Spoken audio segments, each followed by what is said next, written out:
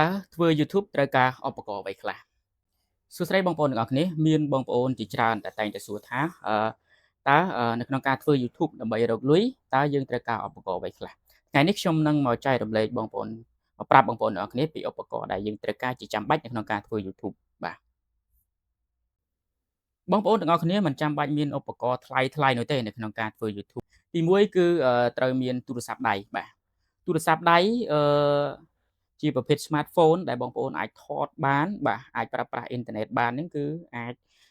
កាត់តវីដេអូអីខ្លះៗបានដើម្បីផុសនៅក្នុង YouTube ហ្នឹងគឺអាចយកមកធ្វើ YouTube បានហើយបាទទីពីរគឺទាក់ទងទៅនឹងអ៊ីនធឺណិតបងប្អូនទាំងអស់គ្នាអ៊ីនធឺណិតអញ្ចឹង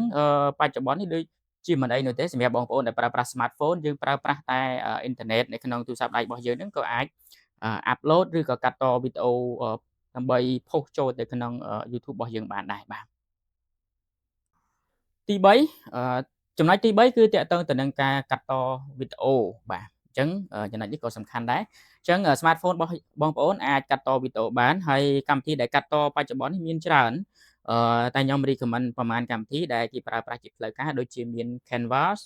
បាទដែលបងប្អូនអាចធ្វើតាក់ទងទៅនឹងគេហៅថាអឺ cover ឬក៏គេហៅថា thumbnail បាទនៅក្នុងការផុសនៅក្នុងYouTube ណាបងប្អូនបាទទី2គឺ CapCut គឺបងប្អូនប្រើ free សិនទៅបើសិនជាយើងអត់ទាន់បានរកចំណូលអីទេបាទ CapCut អាចបងប្អូនអាចកាត់តជាវីដេអូបាទជា short បាទជា long អីផ្សេងៗយើងប្រើប្រាស់feature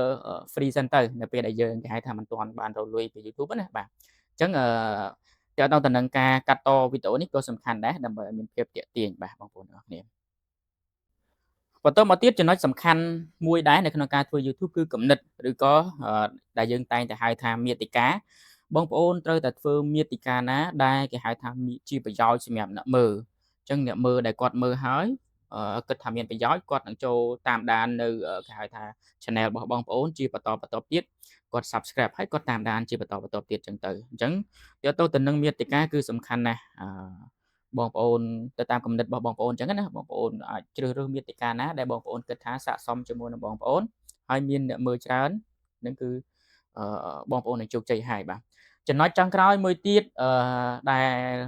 ខ្ញុំចង់ប្រាប់ទៅកាន់បងប្អូនទាំងអស់គ្នាហ្នឹងគឺគេហៅថាការអត់ធ្មត់ការធ្វើ YouTube មិនថា YouTube ឬក៏ Facebook អីទេបាទគឺទាមទារការអត់ធ្មត់មិនមែនបងប្អូនធ្វើភ្លាមជោគជ័យភ្លាមនោះទេគឺទាមទារការអត់ធ្មត់ហើយនឹងការប្រឹងប្រែងការតាំងចិត្តខ្ពស់ណាបងប្អូនទាំងអស់គ្នា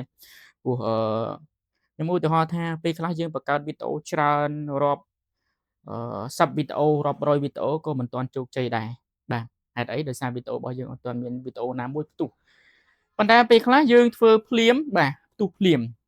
ឧទាហរណ៍វីដេអូណាមួយដែលយើងធ្វើផ្ទុះអញ្ចឹងណាអញ្ចឹងយើងនឹងល្បីភ្លាមទៅយើងអាចរកចំណូលបានភ្លាមអញ្ចឹងចំណុចសំខាន់នៅទីនេះគឺការអត់ធ្មត់នេះគឺជារឿងសំខាន់ដែរនៅក្នុងការធ្វើ YouTube អញ្ចឹងបើសិនជាបងប្អូនចង់ចាប់ផ្ដើមរកលុយជាមួយនឹង YouTube បងប្អូនអាច comment ពាក្យ start នៅខាងក្រោមបានហើយ follow subscribe នៅវីដេអូរបស់ខ្ញុំនៅ channel របស់ខ្ញុំមួយនេះខ្ញុំនឹងចែករំលែកបងប្អូនជាបន្តបន្ទាប់អរគុណច្រើនបងប្អូនទាំងអស់ជូនពរឲ្យជោគជ័យ